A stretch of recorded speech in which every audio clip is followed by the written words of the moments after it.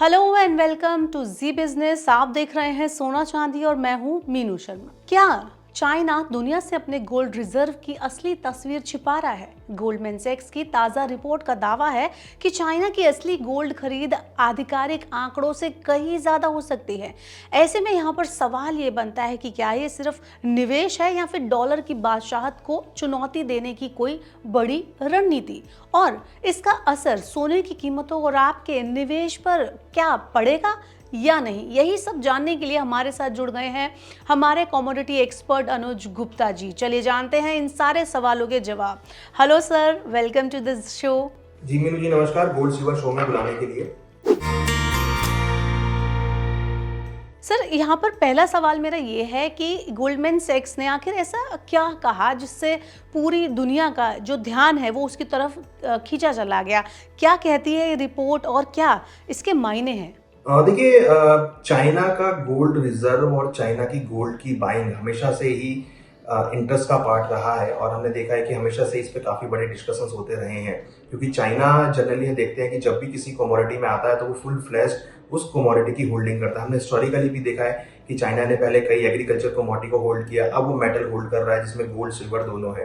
तो कहीं ना कहीं चाइना में ये भी रहा है कि जो उसकी ऑफिशियल चीज़ें हैं वो जल्दी से पास नहीं होती हैं, बाहर नहीं आती हैं, तो उसकी वजह से जो एक्चुअल आइडिया लगाना वो बहुत मुश्किल होता है। जैसे कि अगर आप बात करेंगे तो गोल्डमैन सैक्स ने क्लियर कहा है कि चाइना ने लास्ट मंथ करीबन 48 टन के आसपास गोल्ड होल्ड किया है, परचेज किया है, जबकि एज पर द चाइना का जो ऑफिशियल डेटा है वो केवल 10 टन के आसपास है। तो मीन्स कि गोल्डमैन सैक्स का कहना है कि चाइना ने अपनी जितनी डेटा शो किया उससे 5 टाइम ज्यादा गोल्ड अपना उसने बाय किया है। तो ये कहीं ना कहीं शो करता है कि चाइना नहीं चाहता कि उसकी जो गोल्ड की होल्डिंग है या जो उसकी पॉलिसीज है या जो उसके फ्रेमवर्क है वो दुनिया के सामने आते हुए नजर आए। तो जनरली हम देखते हैं कि चाइना का जो डेटा होता है वो बहुत लेट टाइम से बाहर आता है, एकदम अपडेटेड डेटा नहीं आता, क्योंकि ये चाइना की हमेशा से ही पॉलिसी रही है या उसका फ्रेमवर्क रहा है पॉलिसी का कि आप अपनी जो इंटरनल चीजें हैं उसको जल्दी से आउट ना करें। तो यहाँ पर गोल्डमैन सैक्स ने चिंता जताई है कि चाइना जो गोल्ड होल्ड कर रहा है उसकी जो वो एक्चुअल फिगर शो कर रहा है उससे ज्यादा होल्डिंग जो है चाइना के पास है, जो कि कहीं ना कहीं एक इंटरेस्ट का पार्ट है कि लोग कि अब सेंट्रल बैंक जैसे चाइना है वो अपनी गोल्ड की होल्डिंग को इंक्रीज कर रहे हैं। क्योंकि यहाँ पे देखिए 2-3 चीजें हैं गोल्ड को होल्ड करने के पीछे। रीजन ये है कि जो अनसर्टेनिटी का माहौल है वो यहाँ पर कंटिन्यू है। आगे डेफिनेटली इंटरेस्ट रेट लोअर होते हुए नजर आएंगे तो उसका बेनिफिट चाइना को मिलेगा या उसको मिलेगा जिसके पास सबसे ज्यादा गोल्ड होगा। और चाइना के पास गोल्ड की होल्डिंग दिन प्रतिदिन बढ़ती हुई जा रही है और उसके बाद अगर आप देखेंगे तो मोर देन 2500 टन के आसपास से ज्यादा की गोल्ड की होल्डिंग अब चाइना के पास हो गई है। तो चाइना अब धीरे धीरे सभी कंट्रीज को सरपास कर रहा है गोल्ड की होल्डिंग को लेकर, क्योंकि उसको पता है कि गोल्ड एक ऐसी वस्तु है, एक ऐसी कमोडिटी जो इन्फ्लेशन के टाइम में सबसे ज्यादा काम आती हुई नजर आएगी। सर, यहाँ पर एक सवाल और है कि क्या ऐसा दुनिया में पहले भी हुआ है कि किसी देश ने अपने गोल्ड रिजर्व की पूरी जानकारी पब्लिकली जो है वो प्रॉपर नहीं दी हो, सार्वजनिक नहीं की हो? जी मीनू जी, बिल्कुल सभी सेंट्रल बैंक्स ऐसा करते हैं, मगर वो अपने डेटा सही तरीके से शो करते हैं। चाइना उतने लेवल पे डेटा को शो नहीं करता है। हमने देखा है पिछले 5 सालों में सेंट्रल बैंक्स ने अपनी गोल्ड की होल्डिंग बढ़ाई है। सभी सेंट्रल बैंक, चाहे छोटे सेंट्रल बैंक हैं, बड़े सेंट्रल बैंक हैं, सभी ने अपने पोर्टफोलियो में गोल्ड को ऐड किया। इंडिया ने भी हालांकि गोल्ड ऐड किया है, तो सभी सेंट्रल बैंक गोल्ड को ऐड करते हुए नजर आए। देखिए, इससे ये पता लगता है कि गोल्ड की जो इन्वेस्टमेंट डिमांड है वो केवल रिटेल सेगमेंट में नहीं, सेंट्रल बैंक के लेवल पर भी रखी जाती है, क्योंकि इससे कहीं ना कहीं एक कंट्री की वेल्थ का पता लगता है। तो गोल्ड हमेशा से ही वेल्थ का पार्ट रहा है, चाहे वो सेंट्रल बैंक होल्ड करे या एक इंडिविजुअल होल्ड करे। और देखिए, इसकी वजह से ये लगता है कि गोल्ड की डिमांड कंटिन्यू है और गोल्ड को लोग यहाँ पर इन्वेस्टमेंट के तौर पे देख रहे हैं। हालांकि 2026 में हमने स्टार्टिंग से लेकर अभी तक गोल्ड में गिरावट आती हुई देखी है, मगर लग रहा है कि लॉन्ग टर्म के पर्सपेक्टिव से सेंट्रल बैंक की जो खरीदारी है वो यहाँ पर मार्केट को सपोर्ट करेगी और यही एक वजह है जिसकी वजह से लोग गोल्ड को अपने पोर्टफोलियो में ऐड कर रहे हैं। तो सर, यहाँ पर ये है कि मतलब क्या चाइना अचानक इतना सोना क्यों खरीदना चाहता है? आपको क्या लगता है कि इसके पीछे की जो असली वजह है वो क्या है? चाइना के पास जो गोल्ड की होल्डिंग है वो एक उसकी स्ट्रेटेजी का पार्ट है, क्योंकि देखिए यहाँ पर ये जरूर क्लियर है कि चाइना नहीं चाहता कि डॉलर की डोमिनेंस बढ़े।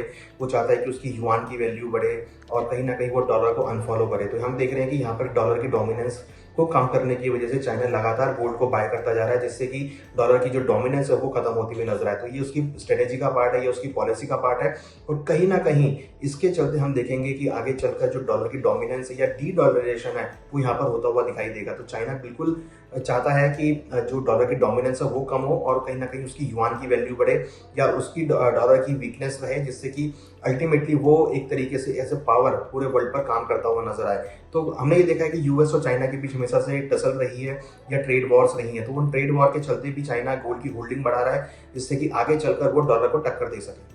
तो सर यहाँ पर एक सवाल बनता है हमारे इन्वेस्टर्स के लिए, जो भारत के निवेशक हैं, इस तरह की खबरें जो हैं उनको कैसे समझना चाहिए इन्वेस्टर्स को, और क्या सोने और चांदी की जो कीमतें हैं भारत में, उन पर ऐसी खबरों का, रिपोर्ट्स का क्या असर पड़ता है?